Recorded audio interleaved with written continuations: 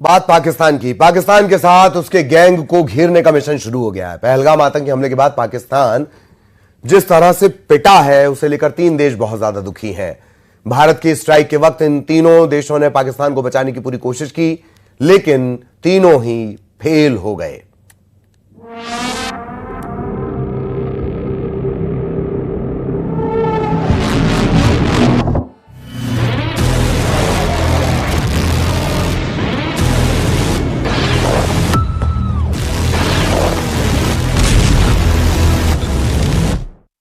भारत की ओर नजर उठाने का एक ही अंजाम होगा, तबाही।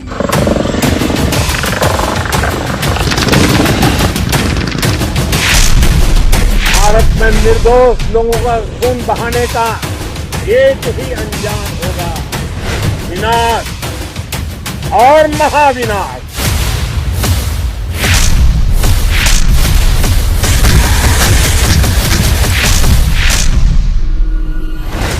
आतंक की सरपरस्त सरकार और आतंक के आकाओं को अलग अलग नहीं देखेंगे।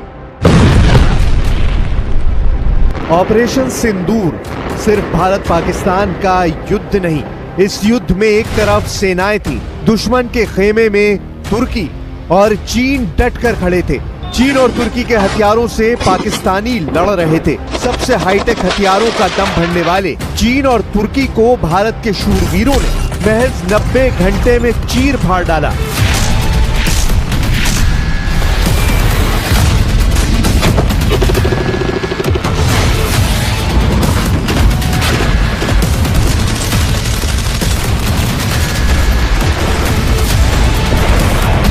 ऑपरेशन सिंदूर के ताप से भस्म हो गए पाकिस्तान के दोस्त देशों के जंगी लड़ाके। पाकिस्तान के परास्त होने के बाद अब उसके हमदर्दों का हिसाब लगाया जाएगा।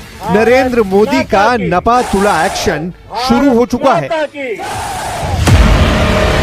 3 दिन में पाकिस्तान को पीटा, अगले 3 दिन 3 देशों पर भारी।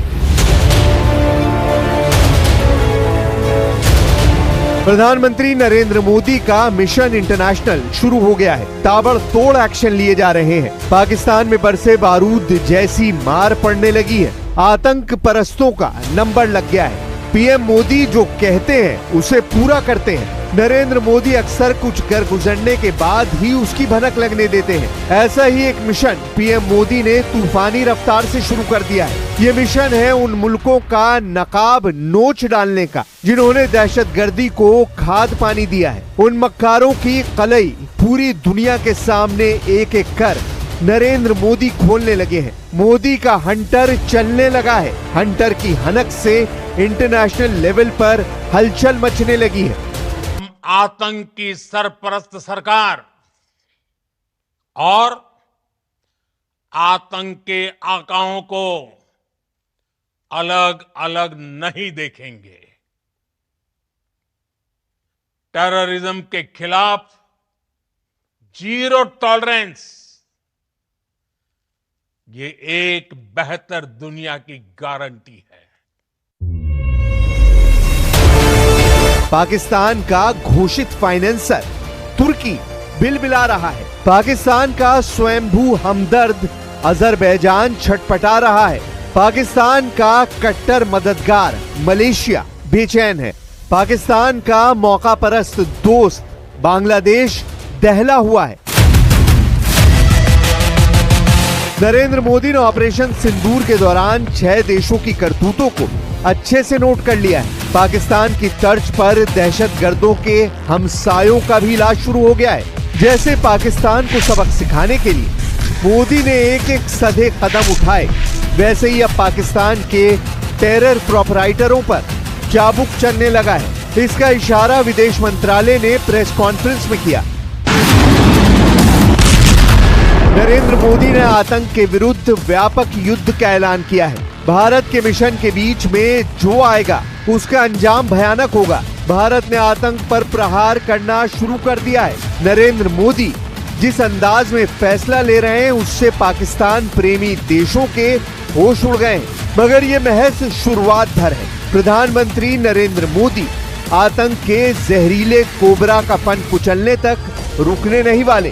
भारत के एक्शन से सबसे ज्यादा जिस लीडर की धुकधुकी बढ़ी हुई है वो तुर्की के अघोषित तानाशाह अर्दवान है। स्वयंभू खलीफा के नाम से कुख्यात अर्दवान की हेकड़ी गुल होने लगी है। बावजूद इसके अर्दवान का पाकिस्तान प्रेम परवान चढ़ रहा है। अर्दवान ने एक बार फिर से पाकिस्तान को अपना सच्चा दोस्त बताया। तुर्की के खलीफा ने पाकिस्तान को अच्छे और बुरे वक्त में समर्थन देने का ऐलान तक कर दिया है। पाकिस्तान को भेजे एक मैसेज में अर्दवान ने लिखा, तुर्की अच्छे और बुरे दोनों समय में पाकिस्तान के साथ खड़ा रहेगा। तुर्की के राष्ट्रपति रेसिप तायिप अर्दवान ने पाकिस्तान को सच्चा दोस्त बताया। यही नहीं, उन्होंने भारत के साथ तनाव को लेकर पाकिस्तान की नीति की तारीफ की और साथ ही उम्मीद जताई कि सिंधु जल समझौते समेत दूसरे मुद्दों का भी हल जल्द ही निकल आएगा।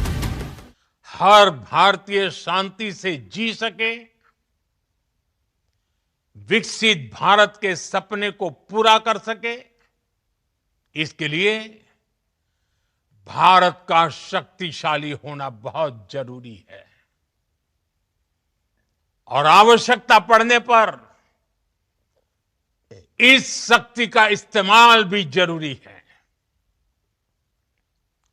और पिछले कुछ दिनों में भारत ने यही किया है।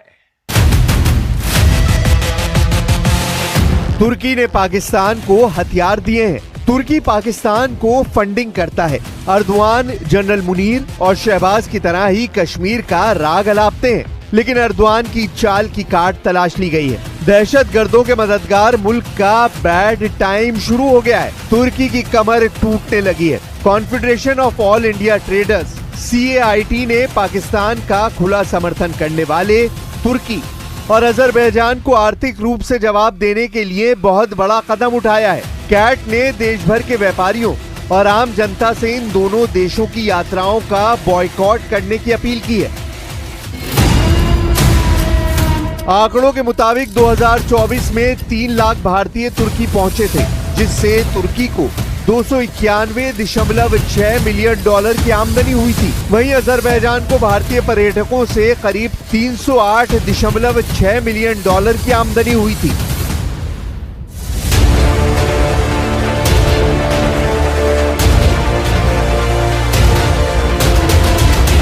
भारत से कमाकर आतंक की फंडिंग करने वालों का शटर डाउन होना शुरू हो गया है। कुछ लोग इसके डैमेज कंट्रोल की कोशिश भी करने लगे हैं। इनसे मिलिए। तुर्की के नामी अभिनेता हैं, नाम सेंजिंग कोस्कुन है। टेलीविजन सीरीज दिरिलिस अर्तुगुल से मशहूर हुए हैं। तुर्की के बहिष्कार पर इन्होंने सोशल मीडिया पर एक सवाल पूछा, जिसमें कोस्कुन ने सैलानियों से तुर्की आने और देखने की बात कही, जिसके जवाब में कोस्कुन जमकर ट्रोल हो गए। भारत के लोगों ने कोस्कुन को करारा जवाब देते हुए अर्दवान से अपनी आतंक नीति बदल डालने की हिदायत तक दे डाली है। कई एजेंसियों ने तुर्की और अजरबैजान जाने वाले पर्यटकों में भारी कमी आने की जानकारी साझा करना शुरू कर दिया है। अर्दवान के लिए अब पाकिस्तान प्रेम बरकरार रखना मुश्किल होने वाला है, क्योंकि उनकी पॉलिसी पर्दे के पीछे रहकर युद्ध भड़काने की है। तुर्की दुनिया भर के तमाम फसाद में खलीफागिरी दिखाने का जोखिम मोल लेता है। खासकर जब से अर्दवान की तुर्की में सल्तनत ताबीर हुई है, तब से वो खुद को मुस्लिम मुल्कों का खलीफा साबित करने पर तुले हैं। अर्दवान पर अमेरिका ने आरोप लगाए हैं कि उन्होंने पर्दे के पीछे रहकर सीरिया में बशर अल असद का तख्ता पलट कमांडर जुलानी जैसे कुख्यात टेरर सरगना से करवाया। अर्दवान ने कमांडर जुलानी को अहमद अल शरा की पहचान देकर सीरिया का राष्ट्रपति पद दिलवाया। ताज्जुब यह है कि जिस कमांडर जुलानी को अमेरिका ने इनामी आतंकी आका घोषित किया था, उसी से अब प्रेसिडेंट ट्रंप गलबैया करने पर मजबूर हो गए हैं। कूटनीति के तकाजे नफे नुकसान से तय होते हैं। ट्रंप मुनाफे की खातिर आग से खेलने का जोखिम मोल ले रहे हैं, मगर उन्हें अर्दवान जैसे शातिर दिमाग लीडर की हकीकत की अनदेखी भारी पड़ सकती है। ये वही तुर्की है जिसने यूक्रेन को कबाड़ ड्रोन बेचकर उसे युद्ध में बुरी तरह फंसाया। यूक्रेन डिफेंस फोर्स की जून 2022 की रिपोर्ट बताती है कि तुर्किश TB2 बैरक्तार ड्रोन को लेकर किए गए सभी दावे वॉर जोन में फुस हो गए। रूस के एयर डिफेंस सिस्टम ने यूक्रेन में तुर्की के ड्रोन का कब्रिस्तान बना दिया। तुर्की ने पाकिस्तान को जो ड्रोन सप्लाई किए हैं वो यूक्रेन को बेचे ड्रोन से भी कम ताकतवर हैं। ऐसे में अर्दवान के उड़न दस्ते को भारतीय फौज ने उड़ता ताबूत बनाने में टाइम नहीं लिया। पाकिस्तान दुनिया का कोई भी हथियार आजमा ले, पाकिस्तान अपने दोस्तों की चाहे कितनी भी भीड़ जुटा ले, पाकिस्तान के कायर जनरल भारत से पिटते रहेंगे। पाकिस्तानी जनरलों को जहन्नुम पहुंचाने का काम बलूचिस्तान लिबरेशन आर्मी के लड़ाकों ने भी शुरू कर दिया है।